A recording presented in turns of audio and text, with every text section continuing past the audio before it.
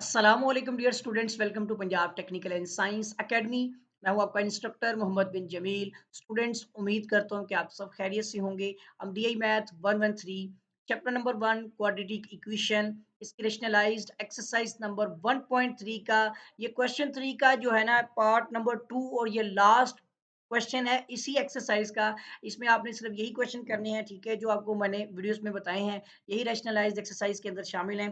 Part 2 है कि if the difference of the roots of this equation equation है 6x square minus 23x plus c equal to 0। मैं एक बार इसको जो है वो टैली भी कर लेता हूँ। हाँ बिल्कुल ठीक है, प्लस c इक्वल टू 0 ही है। और इसके अंदर है कि ये जो डिफरेंस है ये 5 डिवाइड बाई 6 के इक्वल है। हमने यहाँ पे find the value of k and the roots. हमने इसकी k की वैल्यू भी फाइंड करनी है और इसके रूट्स भी फाइंड करने हैं। फर्स्ट ऑफ ऑल आप देखिएगा यहाँ पे लिखा हुआ है, डाटा पहले लिखते हैं। a is equal to 6, b is equal to है माइनस में 23 and c is equal to c की वैल्यू c ही लिखी हुई है, c को कोई वैल्यू असाइन नहीं की गई। और इसके साथ ही यहाँ पर हमने k की वैल्यू फाइंड करनी है, ठीक है। k की वैल्यू यहाँ पर फाइंड करनी है। क्वेश्चन में कहीं पे k नहीं है, एक मिनट रुकिएगा, कुछ क्वेश्चन के अंदर ना एक लग रही है, आई थिंक कि जहाँ पर लिखा हुआ है ना प्लस c, वो k की वैल्यू हो सकती है। तो ओल्ड बुक में मुझे देखना पड़ेगा, एक मिनट रुकिएगा। बिल्कुल बिल्कुल बिल्कुल, यहाँ पर जो है, यहाँ पर बिल्कुल क्वेश्चन के अंदर ही कुछ मिसिंग है। तो जहाँ तक मेरा ख्याल है कि ये जो लिखा हुआ है ना यहाँ पर, ये के की वैल्यू है, ठीक है। इसको आप बुक में ठीक कीजिएगा और यहाँ पर सी की इसी इक्वल टू हो जाएगा के, और यही वैल्यू हमने यहाँ पर फाइंड करनी है। बेसिकली देखिए, अगर यहाँ पे कहीं पे क्वेश्चन में के ही नहीं है तो आप के कैसे फाइंड कर सकते हैं, है ना। अब यहाँ पर हो जाएगा कि एक तो चीज बताई गई है डिफरेंस के हवाले से, का जो डिफरेंस है यानी alpha minus beta is equal to वो 5 डिवाइड बाई 6 के इक्वल है।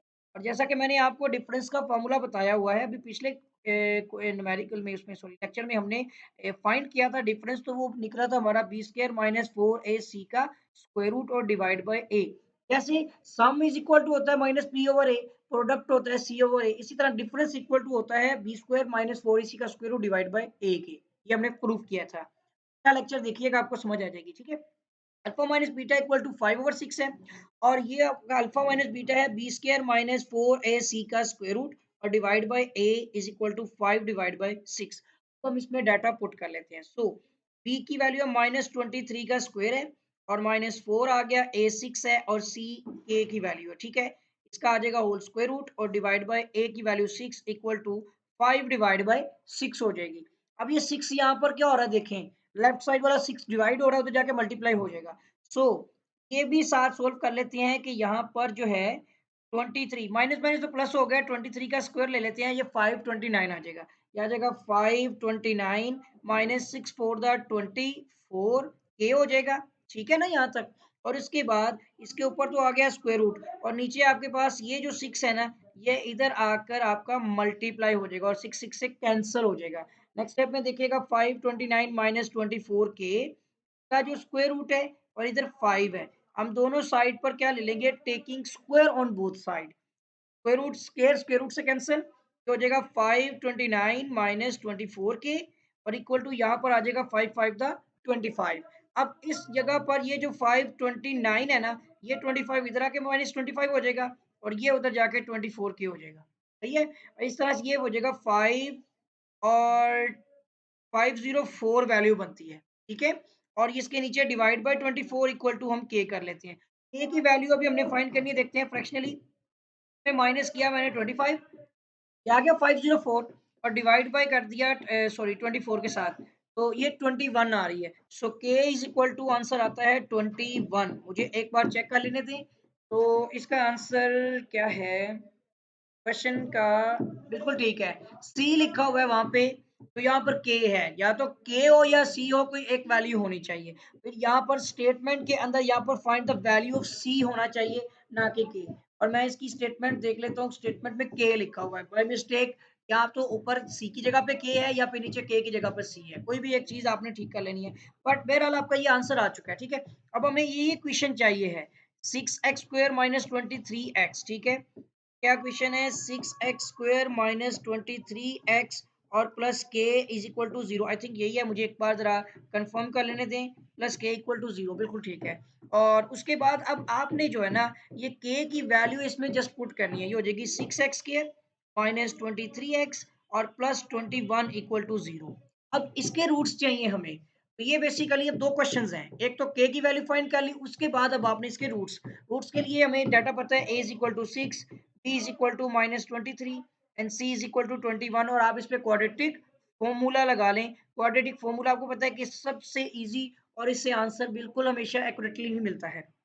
तो x equal to minus B plus minus B square minus 4ac का स्क्वायर रूट डिवाइड बाय 2 है। ये है आपका क्वाड्रेटिक फॉर्मूला। अब इसमें आपके पास माइनस आ गया, b कितना है -23 प्लस माइनस ये भी -23 इसका हो जाएगा स्क्वायर, ठीक है।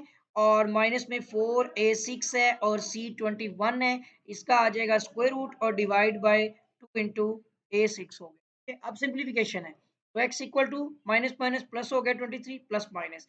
यहाँ पर 23 का स्क्वायर चाहिए है, सॉरी दोबारा लिखता हूँ मैं 23 का स्क्वायर, ठीक है।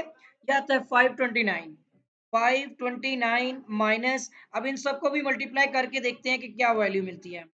तो ये कितना है हमारे पास, वैसे तो ये 6 4 24, 6 मल्टीप्लाई 4 मल्टीप्लाई बाय 6 किया 1 और इसके साथ मल्टीप्लाई किया 21 को, तो नेगेटिव में 504 आ जाएगा, 504 और इसका स्क्वायर रूट आ गया और डिवाइड बाय 6 टू द 12 हो जाएगा। और ये आ जाएगा x equal to 23 plus minus, ये पता है आपको ये 25 आएगी वैल्यू, इसका स्क्वायर रूट 5 आएगा और डिवाइड बाय 12।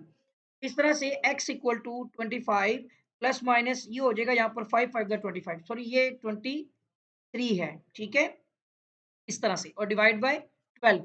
दो रूट्स निकालने हैं, so x equal to 23 plus 5 divide by 12 कर लेते हैं। एक सॉरी 12 कहना तो मैं 15 लिखा, और दूसरा रूट्स आ जाएगा 23 माइनस 5 डिवाइड बाय 12, ठीक है। और एक तो हो जाएगा x इक्वल टू ये हो जाएगा 28 डिवाइड बाय 12 और एक x इक्वल टू, अब इसमें से आप 5 माइनस करेंगे तो 18 हो जाएगा, ठीक है। 18 डिवाइड बाय 12, तो इसकी कटिंग है 2 6 द 12, 2 1 द 2, 2 4 द 8, ठीक है, 2 3 द 6 और 2 7 द 14। एक रूट्स आपका 7 डिवाइड बाय 3 आ रहा है, दूसरा देख लेते हैं। तो ये भी हो जाएगा 6 2 द 12 कर लें और 6 3 द 18, तो इसका दूसरा रूट्स हो जाएगा 3 डिवाइड बाय 2। रूट्स तो जो मेरे पास लिखने हैं सॉल्यूशन सेट में, एक 7 डिवाइड बाय 3 है, दूसरा 3 डिवाइड बाय 2 है। तो मैं अब इसके रूट्स थोड़ा टैली कर लेता हूँ कि क्या ठीक है।